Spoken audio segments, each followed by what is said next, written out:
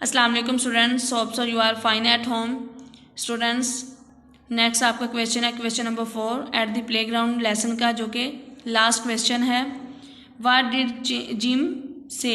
What did Jim say? Jim ने जो है वो क्या कहा जब उन्होंने उसे जो है वो पकड़ने के लिए कहा था कि हम खेलते हैं, पकड़म पकड़ाई जो है वो हम खेलते हैं। तो जिम का जो रिएक्शन था वो क्या था? Gym agreed. जिम जो था आमादा हो गया कि उसने कहा कि ठीक है हम खेलते हैं, वो एग्री हो गया इस बात पे। Gym agreed. इसके स्पेलिंग आपने अच्छे से लर्न करने हैं और इसको अच्छे से, इसके आंसर को जो है वो अपने याद करना, देन आपने राइट करना नोटबुक्स पे। नेक्स्ट है आपके sentences.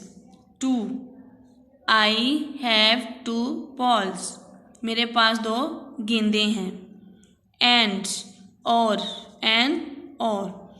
Ali, Sana and Ahmed. Ali, Sana and Ahmed are going to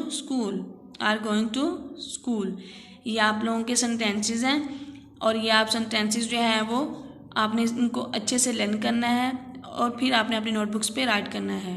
okay, thank you, अल्लाह हाफिज़।